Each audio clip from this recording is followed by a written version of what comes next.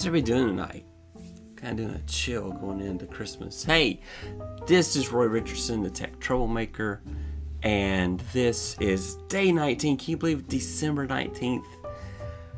Wow, Christmas is 6 days away. I am so excited. Man, this is just, I'll tell you how excited I was. I'm waiting on everybody to sign the release forms, but I'm so excited.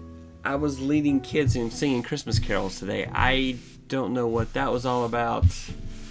I just went all in because I'm like, what the heck? And my dog was excited, in case you're hearing the dog, it's part of this. But anyway, yeah, that was cool.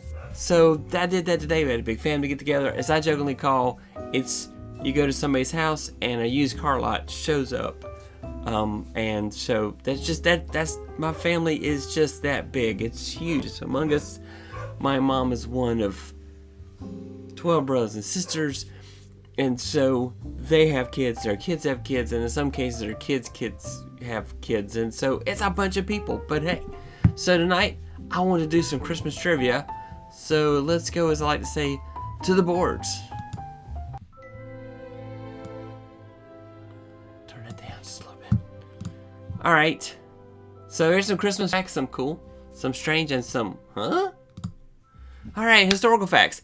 In 1640, Scotland abolished the observance of Christmas until 1958 when it became a legal holiday. Yeah, is that weird or what? Franklin Pierce, one of our presidents here in the United States, is believed to have been the first president to put a Christmas tree in the White House. And then when Teddy Roosevelt was president, he banned Christmas trees in the White House because he was concerned about the environmental effects. He was onto something there. But his kids decorated a small tree and hid it in the closet and then brought it out Christmas morning. We're going to have Christmas no matter what, Daddy. I don't care what you say. So here's my Christmas tree. Ha, ha, ha. In 1915, Hallmark introduced their first Christmas cards and then figured out after that they literally can make up as many holidays they want and make cards for it. Oh, anyway. And during World War II, the Bicycle Playing Card Company made decks of cards and gave them to prisoners of war in Germany with hidden escape routes revealed when the cards were soaked in water as Christmas presents. And then in 1962, the United States issued its first Christmas postage stamp. I bet it's pretty. Wish I had a picture. Should have looked it up for. And then there's some facts about Christmas trees. So it's believed that Germany began the tradition of Christmas trees. Additionally, tinsel, which was once made of actual silver, is traced to 1610 in Germany. So now, if you're putting tinsel up, it's probably not made of silver, but if it were, I'd go melt it down and sell it. Christmas trees are grown in all 50 states, including Hawaii and Alaska. Except the ones in Hawaii are pineapple flavored. Anyway, Christmas, Oregon, Pennsylvania, Michigan, North Carolina, Washington, and that's the state, not the DC, and Wisconsin are the top Christmas tree producing states in the United States. However, here in 2021, people were asking up to $350 for a live Christmas tree. Yikes! Yikes! And Christmas trees have been sold in the United States since 1850, and they were a lot more reasonable then, I gotta think. More Christmas tree facts. Every year, Europeans decorate about 50 million live Christmas trees, and the United States decorates about 35 million. It takes an average of 6 to 8 years for a Christmas tree to be fully grown, but it can take as long as 15 years. And then spending, so this is U.S., most U.S. consumers plan to spend about $837 on gifts, according to a Gallup poll. We usually wind up spending that. English is my first language. I'm not speaking it well tonight, but it is my first language, and so I'm having some trouble talking tonight. So we'll just say what the heck. All right. This year, Americans are probably going to average spending about $1,500 U.S. Yikes. So much for that Christmas club.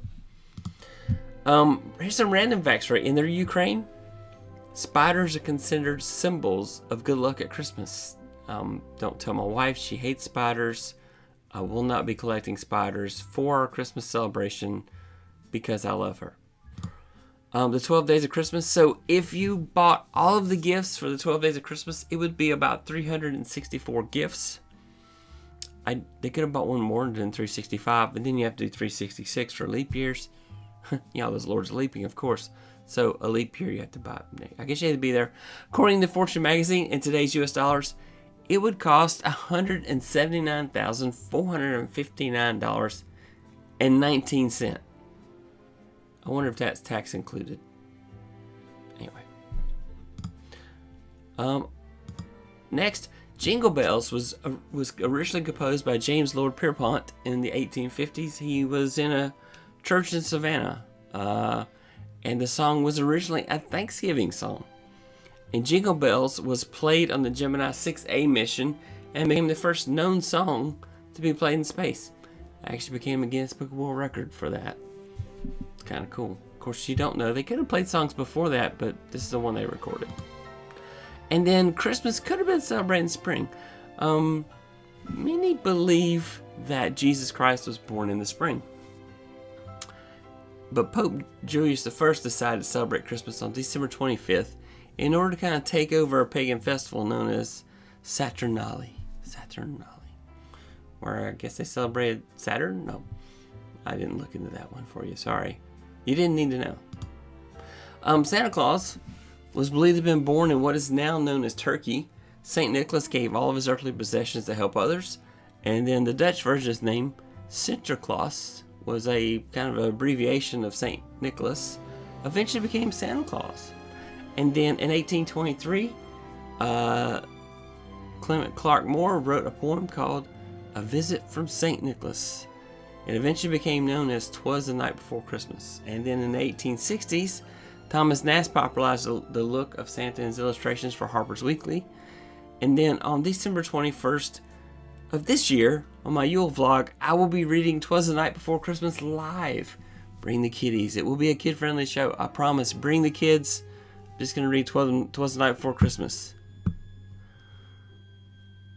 Big Red says, do you know how many times Feliz Navidad is said in that famous song by, oh man, well, I can't think of his name. I love that song, by the way.